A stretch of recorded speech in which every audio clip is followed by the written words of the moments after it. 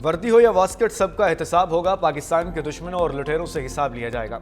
वज़ीर दिफा ख्वाजा आसिफ का 2 टूक ऐलान। कहा, वज़ीर दिफा का फैज़ हमीद और बानी पीटीआई के खिलाफ मजीद कार्रवाई का इंदिया। ख्वाजा आसिफ का कहना था कि 9 मई वाक़यात के पीछे भी फैज़ हमीद का हाथ था। पीटीआई क़यादत तालिबान से रवाबित रखती है और उन्हें भत्ता देती है।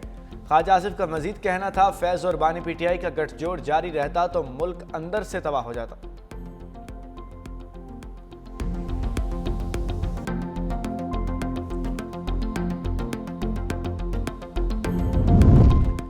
चीफ ऑफ आर्मी स्टाफ और chief of defence forces field marshal Syed Asim Munir का गुजरांवाला और सियालकोट गैरिसन का दौरा।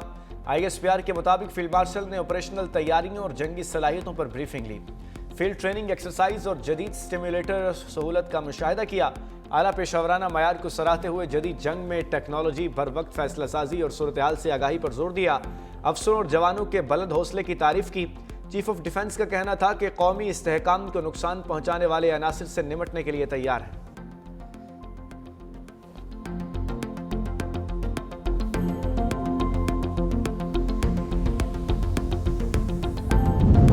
पाकिस्तान और IMF के दरमियान अगले जायजा मुज़ाकरात मार्च 2026 में मुतवक्के। ज़राए के मुताबिक तोसई फंड फैसिलिटी और क्लाइमेट फाइनेंसिंग प्रोग्राम्स पर बैक वक्त बातचीत होगी। रवा माली साल की पहली शशमाही कारकर्दगी का जायजा लिया जाएगा। मुज़ाकरात की कामयाबी पर तोसई फंड फैसिलिटी की चौथी और क्लाइमेट फाइनेंसिंग की दूसरी किस्त जारी होने का इम्कान है। दोनों प्रोग्राम के तहत पाकिस्तान को अब तक 3 अरब 30 करोड़ डॉलर्स मौसूल हो चुके। पाकिस्तान इस वक्त IMF के साथ 7 अरब डॉलर्स की EFF और 1 अरब 40 करोड़ डॉलर्स की एक क्लाइमेट फाइनेंसिंग प्रोग्राम में शामिल है।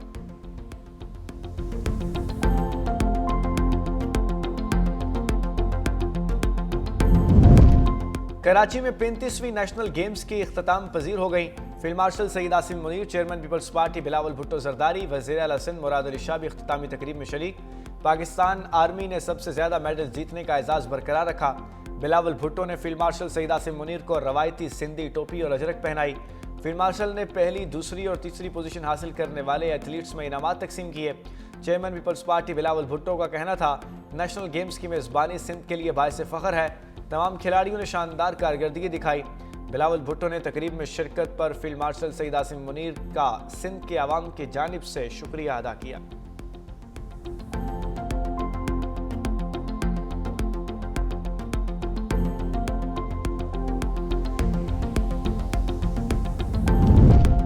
सरकारी मुलाजमीन के असासे पब्लिक करने के लिए कानून साजी हो चुकी। मईशत चलेगी तो मुल्क चलेगा।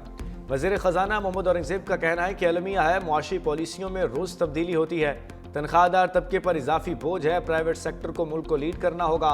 पास्को को बंद कर रहे हैं। महंगाई की शरह कम हुई। हुकूमत इक़दामात से हालात बेहतरी की जानिब गामज़न है।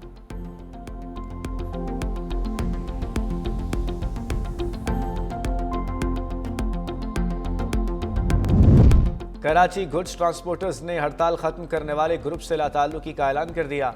चार्टर ऑफ डिमांड की मंजूरी तक हड़ताल जारी रखने का फैसला किया गया। बास ट्रांसपोर्टर्स ने हुकूमती दबाव में हड़ताल खत्म करने के दावों की तरदीद कर दी। General secretary goods transporters association Nadeem Akhtar Arain कहते हैं, मुकदमात और गिरफ्तारियों से हड़ताल खत्म नहीं होगी। मोटरवेज बंद करने की धमकी दे दी। हड़ताल से मुताल्लिक हतमी फैसला कराची से किया जाएगा।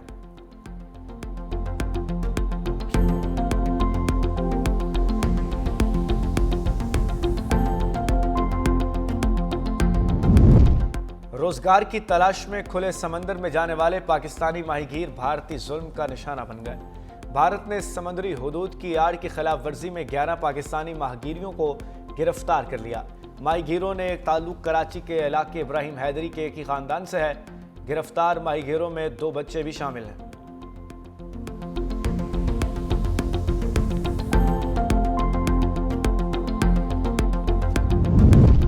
लाहौर में बसंत के इनेकाद के लिए पतंग साजों की रजिस्ट्रेशन का अमल शुरू। ज़िले इंतजामिया ने रजिस्ट्रेशन फीस की तफसीलात जारी कर दी।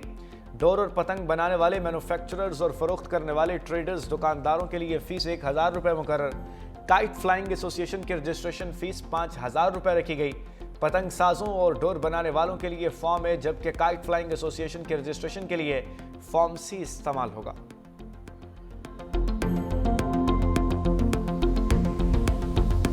अमरीकी स्पेशल फोर्सेस की श्रीलंका के करीब समंदर में कार्रवाई। बहरे हिंद में चीन से ईरान जाने वाले जहाज पर छापा मारकर दिफाई सामान जब्त कर लिया।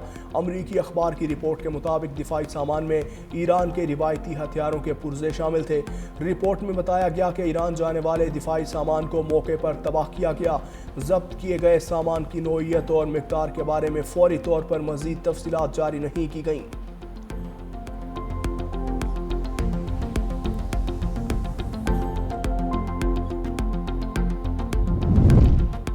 मकबूजा जम्मू कश्मीर में भारतीय जुल्म और बर्बरियत का तसलसल। मोदी सरकार के जेर साया काबिज भारतीय एजेंसियों ने एक और कश्मीरी नौजवान को अगवा के बाद बेहमाना तशद्दुद से कत्ल कर दिया। खालिद शरीफ भट्ट की मुसख शुदा लाश विजयपुर से मिल गई। सोगवार खानदान का शदीद एहतजाज। हुर्रियत रहनुमाओं की भी शदीद मजम्मत। काबिज फोर्सेस की गुंडागर्दी उरूज पर जा पहुंची। कश्मीरी रहनुमाओं का कहना है जुल्म और सितम कश्मीरियों की हक खुद इरादियत की तहरीक को कमजोर नहीं कर सकता। ट्रंप ने एक बार फिर थाईलैंड और कंबोडिया के दरमियान जंग रुकवा दी। दोनों ममालिक के सरबराहान से गुफ्तगू के बाद ट्रंप ने कहा थाईलैंड और कंबोडिया तमाम झड़पें रोकने पर मुत्तफिक हो गए। थाई वज़ीर आज़म का कहना है कि सदर ट्रंप से कहा है कि कंबोडिया को दुश्मनी रोकने का कहें। कंबोडिया के साथ अभी तक कोई जंग बंदी नहीं हुई।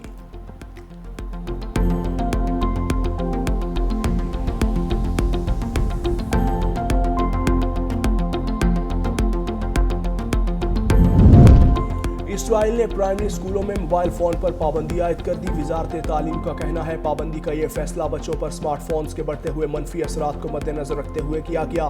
पाबंदी से मुतल्लिक क्लासरूम में आगाही प्रोग्राम और वालिदैन के साथ मुकालमे का इनेकाद भी किया जाएगा।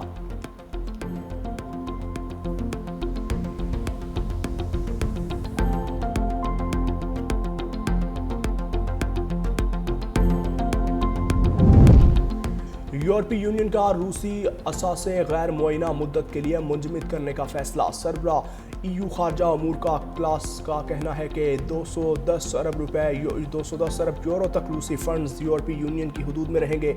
रूस को फंड्स की वापसी के लिए यूक्रेन को मुकम्मल मुआवजा अदा करना होगा। मुज़ाकरात में संजीदगी के लिए रूस पर दबाव बढ़ाते रहेंगे। यूक्रेन की तवील मुद्दती माली इमदाद हमारी तरजीह है।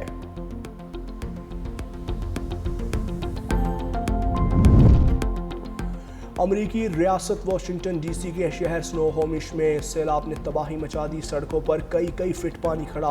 मामूलात ज़िंदगी बुरी तरह मुतासिर। मुतादिद ख़ानदान अपने घरों में महसूर होकर रह गए। कश्तियों के ज़रिए घरों में फंसे ख़ानदानों को महफूज मकामात पर मुंतकिल किया गया।